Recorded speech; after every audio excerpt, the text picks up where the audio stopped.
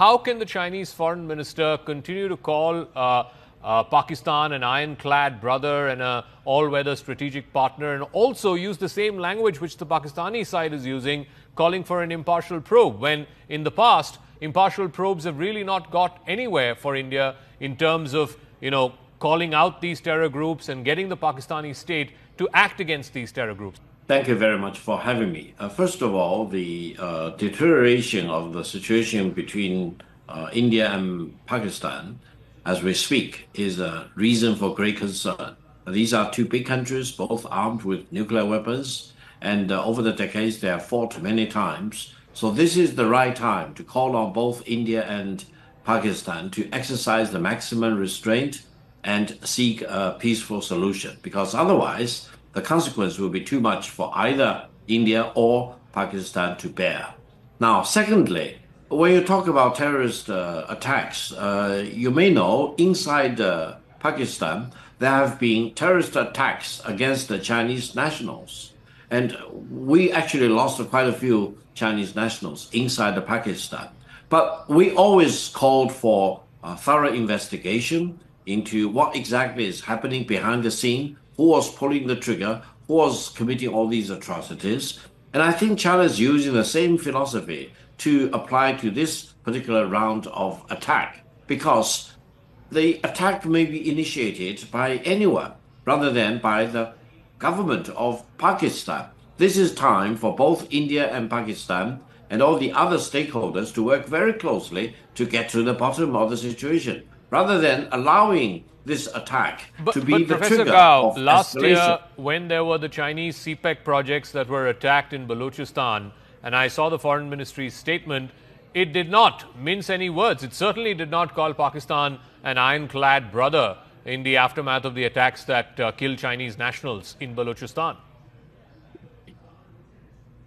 The point is very simple. We need to call for impartial and complete and thorough investigation into the background of this attack before any country should seize this opportunity to use this attack as the trigger for escalation of tensions or even conflict between India and Pakistan. Now, the third point I want to add, please, with your permission, is that China and Pakistan are all-weather ironclad allies. No one should second-guess this alliance between China and Pakistan. China will always come to Pakistan's help and assistance whenever Pakistan's sovereignty and territorial integrity will be threatened by any country. So this is a very serious matter. You're talking about a war between Pakistan and India on the one hand, and then you are talking about an ironclad alliance between China and Pakistan, and China's full commitment to defend Pakistan's sovereignty and territorial integrity. I'm glad, Professor Gao, you've been upfront here on our show. Professor Chalani, at least you can't fault him for hiding the Chinese game. He's upfront and he's saying that it'll come to Pakistan's defense, which is its ironclad brother. I was going through the amount of weapons that the Chinese have supplied to Pakistan. It's full of 2 pages full, from JF-17 fighter jets to Yuan-class submarines to the P-10 and P-15 missiles. I mean, 60% of Pakistan Army's weaponry today comes from China. And Professor Gao, I have issues with what you said, but I certainly will not fault you for being forthright. So, Professor Chalani. Well, this attempt to draw a false equivalence argument, trying to place the victim and the attacker on par, and then distorting why Chinese nationals have been killed in Pakistan. They have been killed in Pakistan because they have pursued projects in areas of separatist unrest. These separatist groups have warned China against exploiting the mineral resources and other natural resources in those lands, especially Balochistan. And yet China, with the assistance of the Pakistan military, has engaged in reckless exploitation of the mineral wealth of Balochistan. That's the reason why Chinese nationals have come under attack in Pakistan. In this case, here is one nation whose military has had long-standing ties with terror groups, cozy relationships with these terror groups, which has been responsible for serial attacks on civilians in India, that has been labeled by the West as a mecca of terrorism.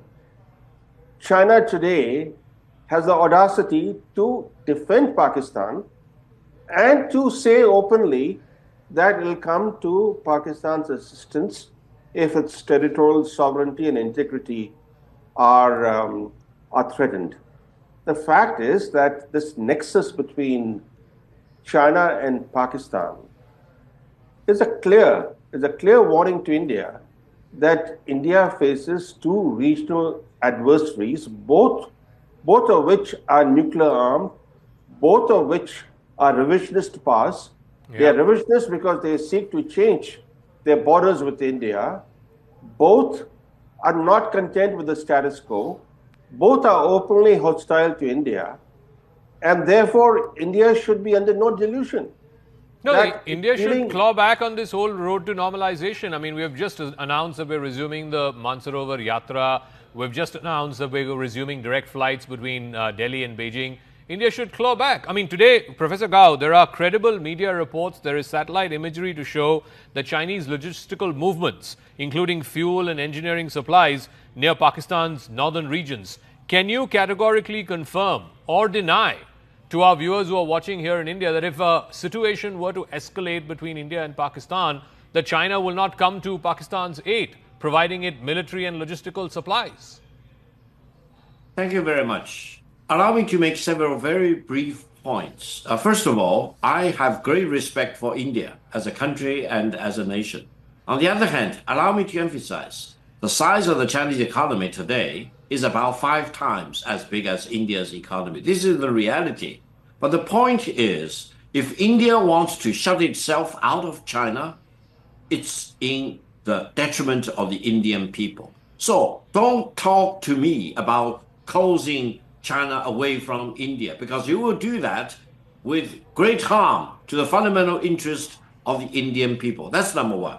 Number two is don't ever underestimate China's commitment to Pakistan to defend Pakistan's legitimate interest of its sovereignty and territorial integrity.